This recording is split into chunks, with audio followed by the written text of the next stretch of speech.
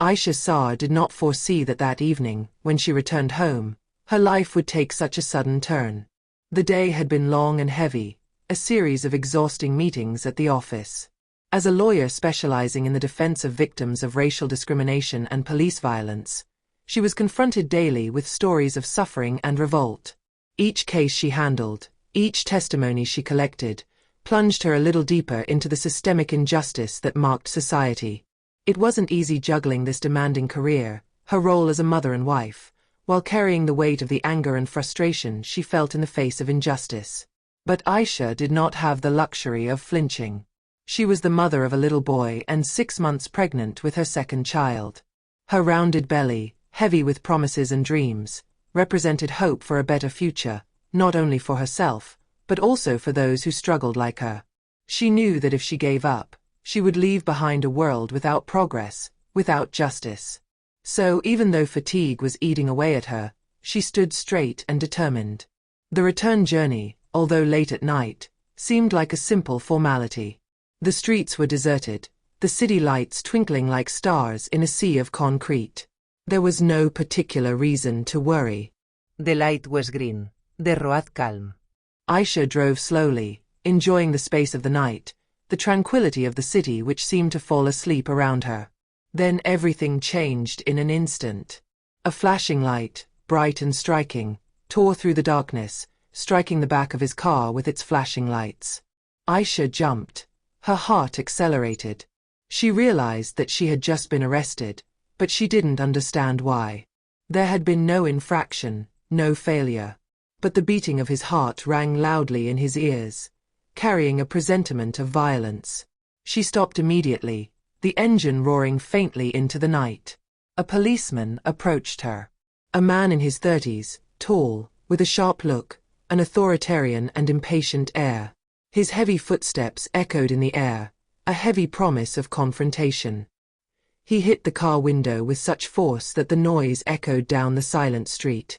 The audacity of his gesture, the impetuosity in his attitude, everything about him screamed inflexibility. "Your license, miss," he ordered sharply, as if the situation had already been judged.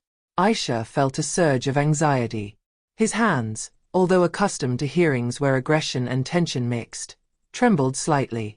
She handed him her papers, but before she even had time to respond, he continued, his voice now full of condescension and contempt. "What are you doing at this hour? You know it's not normal to hang around here. Especially a woman like you, alone, pregnant. Do you have something to hide?" The words hit Aisha like blows, not only because they were unfair, but also because they were charged with a latent racism that she knew too well. Each syllable carried the weight of stereotypes she had faced her entire life. The injustice behind the question was as obvious as the officer's icy stare. She lowered her eyes slightly, trying to avoid the policeman's gaze, while trying to remain calm. "I'm going home, sir. I'm a lawyer, I work to defend people's rights." You have nothing to hide. But the response had no effect. Morel seemed to feed off her apparent submission, his frustration becoming palpable. A grin formed on his face, showing an anger that had nothing to do with the initial incident. He leaned even closer, visibly irritated by her quietness and dignity. "That's what all criminals say." "Do you take me for an idiot?" he spat. Before Aisha had time to say anything, he turned the door handle with excessive violence. His gesture was cold, mechanical, as if he considered that he had an absolute right to control the situation, to subjugate a black woman, pregnant and alone, without the slightest justification. "Get out of the vehicle now," he ordered, his voice screaming authority. Aisha, her hands clenching on her steering wheel, felt a wave of terror take hold of her. This was not a routine check. It was not a simple police check. It was an assault. She felt the adrenaline rush, but also the incomprehension of a situation that made no sense. She placed a protective hand on her stomach, instinctively, as if to protect her baby from the violence that was brewing. The noises around her seemed to grow louder, every word, every movement becoming an intense echo in her chest. "Sir, I ask you to leave me alone. I am pregnant and I am tired. Let me go." "It is not necessary." She tried to keep her voice calm, but Morel didn't give her a chance. He opened the door suddenly and, without the slightest consideration, grabbed her arm. The pain, sharp and sudden, made her bend under his influence. He roughly pushed her towards the sidewalk, as if his position of power gave him every right. At that moment, Aisha felt a violent pain in her stomach, like a hammer blow. "Stop! You're going to hurt my baby!" she cried, her voice trembling, overcome with terror. But Agent Morel did not stop. His hands, as cold as the threat in his eyes, prevented him from defending himself. He pinned her against the car, his violent gestures a cruel warning. A passenger who witnessed the scene took out his phone and began filming, capturing every second of this public humiliation. Other passers-by gathered around, but none dared to intervene, out of fear, indifference or simply an inability to understand the seriousness of the situation. Aisha, under Morel's pressure, lost her balance and fell heavily to the ground. His stomach hit the pavement, the impact echoing through his bones. The brutal shock left her frozen. She closed her eyes for a moment, hoping it was all just a bad dream. The dull pain numbed his senses. Her breath was short, her vision blurred, but only one thought stood out to her: the unbearable fear that her child would suffer from this absurd violence. She was a victim, and the guilt of the policeman, blinded by his hatred and his power, would soon have consequences that went far beyond that night.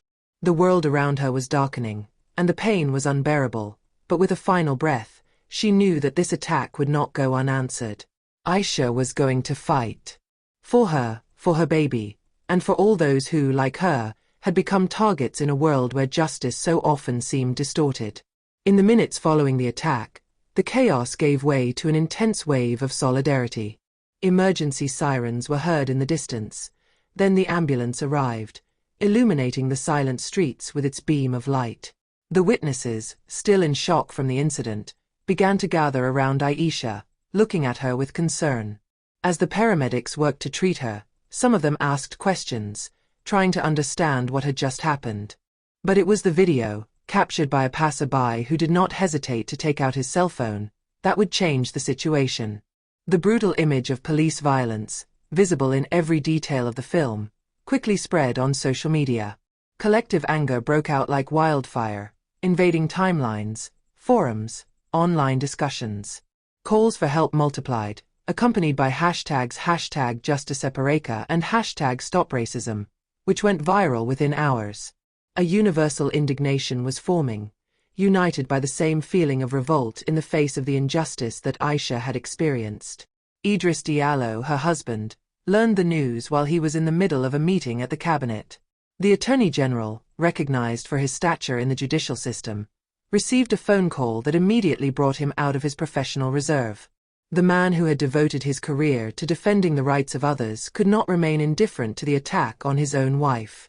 Caught in emotional turmoil and deeply personal outrage, he assembled his legal team and demanded an immediate response, determined to use whatever means he had to uncover the truth. Within hours, the situation was spiraling out of control. Videos of the attack were shared by millions of people around the world, sparking waves of protest.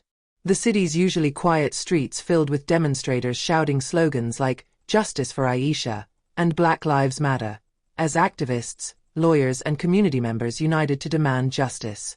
Public pressure skyrocketed, and the entire city was in turmoil. The video, more than a simple image, had become a collective cry, a call for an end to police violence and systemic injustice. The authorities, under pressure, reacted quickly. A few days after the incident, Officer Morel was suspended from duty, and an investigation was opened into his behavior. But the matter was not satisfied with that.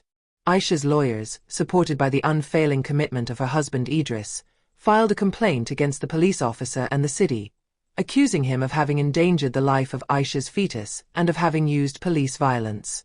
Idris, more determined than ever to defend his wife and protect the dignity of his community, launched a national campaign aimed at ending police impunity and demanding reforms in use of force practices.